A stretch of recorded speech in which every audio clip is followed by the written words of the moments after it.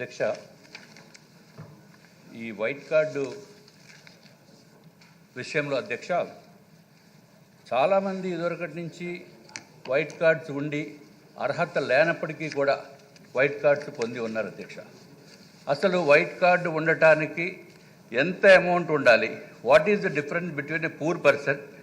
What is the difference between what is meant by BPL? Middle income అంటే ఏంటి, above income అంటే ఏంటి అనేది క్లారిటీగా ఈ రాష్ట్ర ప్రభుత్వం ఒక నిర్ణయం తీసుకోవాలి అధ్యక్ష. వైట్ కార్డ్స్లో పెళ్లి చేసుకుని వేరే రాష్ట్రాలకి వెళ్ళి లేకపోతే వేరే చోట నుంచి ఈ రాష్ట్రానికి వచ్చినప్పుడు వాళ్ళకి కార్డులో కొత్తగా జంటకి యాడ్ చేసే అవకాశం లేదు అధ్యక్ష. దాని వలన ఆరోగ్యశ్రీ కార్డు, మెయిన్గా వైట్ కార్డ్ అంటే ఏదో కేవలం బియ్యము సప్లై గురించి కాదు అధ్యక్ష, కేవలం హెల్త్ రీజన్స్ ద్వారా దాని గురించే వైట్ కార్డు మీద అందరూ కూడా ఫోకస్ పెడుతున్నారు అధ్యక్ష. అట్లాగే చాలామంది భర్తలు చనిపోయిన తర్వాత వాళ్ళకి పెన్షన్ రావాలన్నా మళ్ళీ వైట్ కార్డు ఉండాలి. వాళ్ళకి ఏజ్ 60 years దాటినప్పటికీ కూడా పెన్షన్ రావట్లేదు అధ్యక్ష.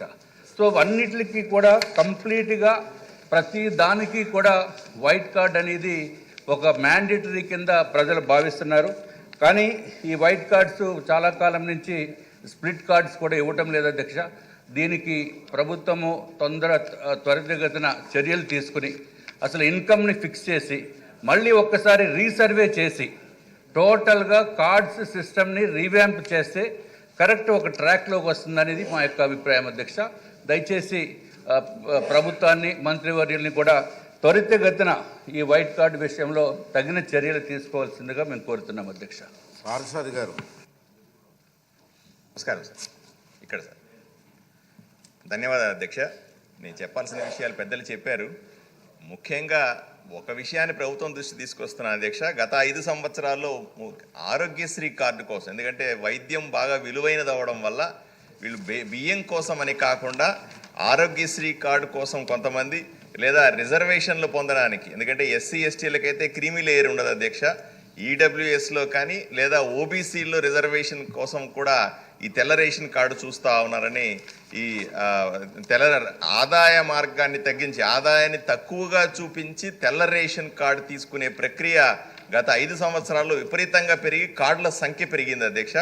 ప్రభుత్వం దీని మీద ఒకసారి ఒక చట్టబద్ధమైనటువంటి ఫార్ములా తీసుకొని అర్హులైన వాళ్లకు న్యాయం చేస్తూ, లేదా అనర్హుల్ని ఏ విధంగా తీస్తారో దానికి ఒక విధి విధానం రూపొందించుకోవాల్సిందిగా మీ ద్వారా నేను విన్నవించుకుంటున్నాను అధ్యక్ష. సత్యనారాయణ చౌదరి గారు.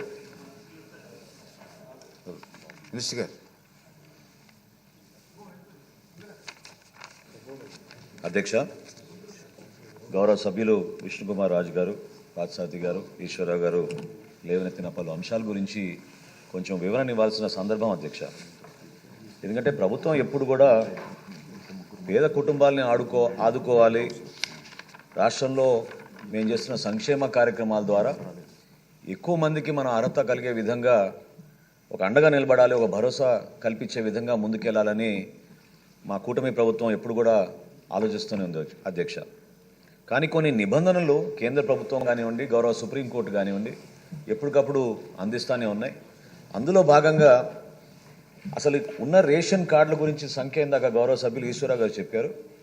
వాస్తవం ఏంటంటే అధ్యక్ష, ఈరోజు 1,46,00,000 రేషన్ కార్డులు ఉన్నాయి అధ్యక్ష మనకి రాష్ట్రంలో.